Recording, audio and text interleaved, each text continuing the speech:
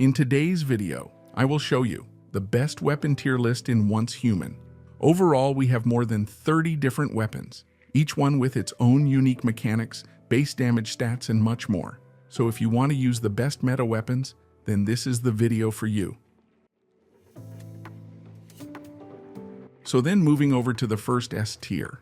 Weapons in this category are among the most powerful available, ideal for the final stages of the game. These top-tier options excel in a wide range of scenarios and serve as essential tools for overcoming the toughest challenges, providing unmatched performance and versatility in every single endgame content. And for the first S-tier weapon, we have the KAM Abyss Glance. This is a versatile assault rifle, ideal for all combat situations. It serves as a primary weapon for ice or frost vortex builds by enhancing frost-based damage and crowd control. Then the next S-tier weapon is my favorite, the MP7 Outer Space. This gun offers a higher magazine capacity than other SMGs and benefits from a power surge build, though the KVD SBR Little Jaws is a decent similar option as well. For the next S-tier weapon, we have the SOCR, the Last Valor. This is another versatile assault rifle, ideal for all types of scenarios. It excels with a shrapnel build, making it a top choice for melting down bosses in few seconds. Next, we have the AWS 338 Bingo sniper rifle. This is ideal for long-range sniping with high damage and the bullseye effect for extra impact. This is by far the best sniper weapon in the game that can output from 150k to even 250k damage per each hit. Then, for one of the last S-tier weapons, we have the stun baton. This is possibly the best melee weapon, with a chance to trigger power surge and dealing AoE damage to swarming enemies. And then for the last and final S-tier weapon, we have the Northern Pike. This is a melee option that has higher damage than any other melee weapon, but it comes with a sanity drain. So now let's move over to the next A tier. The weapons in this category offer strong performance and can serve as excellent second choices. They provide reliable alternatives with notable effectiveness in various situations, making them valuable additions to any build. And the first weapon that deserves to be in here is the DE50 Wildfire. This is likely the second best secondary weapon due to its bullseye effect and spread chance. Along with the compound bow, it's a common choice for secondary weapon builds. Then for the next A-tier weapon, we have the KVD SBR Little Jaws. This weapon has one of the highest fire rates in the entire game, making it excellent for hordes of enemies. The unstable bomber effect adds an AoE explosive impact, enhancing its crowd control capabilities. Next up, we have the KVD Boom Boom light machine gun. With a high magazine and fire rate, this LMG is ideal for high HP bosses or deviants. It also has a chance to inflict burn damage, making it perfect for a burn build. Then after that, we have the next A-tier weapon called the DB12 Raining Cash. This is the best shotgun for tight, enclosed spaces with increased damage and crit rate from frequent reloads due to the Fortress Warfare effect. Then, for one of the last A-tier weapons, we have the SOCR Outsider. This gun is suited for power surge builds. It offers excellent damage and is easily obtainable.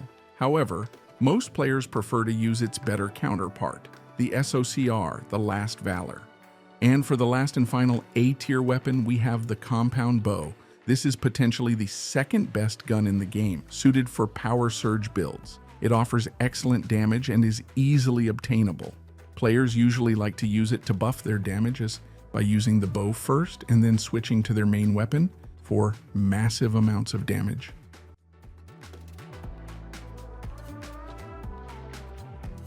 So then let's move over to the B tier. The weapons in this category, while still usable, will fall short compared to the top tier options available in the late game. They may have limitations in damage, effectiveness, or versatility, making them less optimal choices but still functional for players who need alternatives. And for the first B-tier weapon, we have the KAM Crank.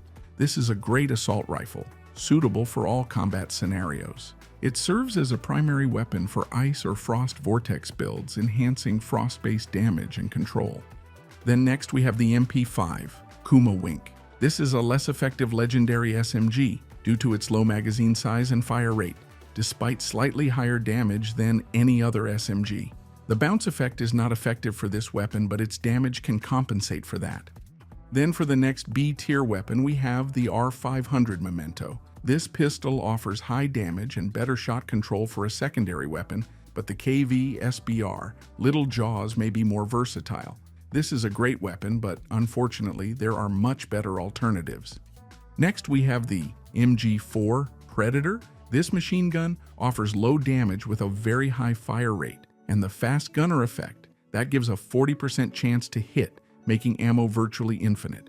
While it can be effective for high HP bosses due to its rapid fire, the KVD Boom Boom is generally considered the much better option.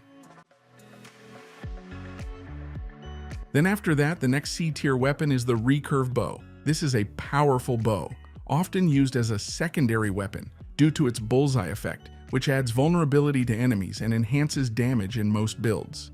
Then for one of the last ones, we have the HAMR Crumble.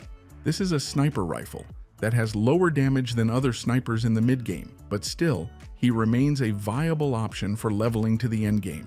Next, we have the SN700 Gulped Lore. This is another powerful sniper rifle that carries great damage alongside a respectable magazine size. Both of these snipers are very easy to get, and I recommend to use them in wipes and while leveling. And for the last and final C-tier weapon, we have the MGL. This weapon is useful in enclosed spaces, but not effective against bosses or deviants. If you want to clear weak enemies in lower levels, then you could use it, but its slow fire rate and long reload time leaves a lot to be desired.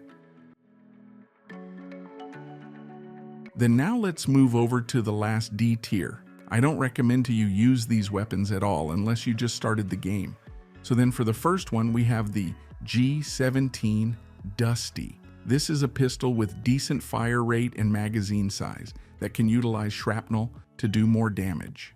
For the next one, we have the camping knife. This is a melee weapon that deals less damage than the northern pike and wrench, but still does not use ammo, which can be useful in the early game. Then we have the R500 Hunter. This is a revolver that has moderate damage but is hampered by its lower rate of fire. Then for the next D-tier weapon, we have the MP5 Blue Tiger. This gun has good damage and fire rate. You will have to reload this submachine gun very often, but it works great as a secondary option. Then for the next D-tier weapon, we have the wrench. This is another melee weapon that begins to fall off in the mid-game, but the wrench is one of the better options when your ammo starts to run out. Next, we have the KVD Icebreaker. This is a light machine gun that can take on high health enemies well and can serve as a primary or secondary weapon. Next, we have the RPG-7 Rocket Launcher. This is a good weapon for big damage hits against boss weak points and other enemies, but you will have to reload after each time, and this is where the damage will fall dramatically. Then for one of the last D-tier weapons, we have the S870 Sandstorm. This is a decent shotgun with notable fire rate and magazine size, but lower damage, and it has a restriction to close quarter fighting.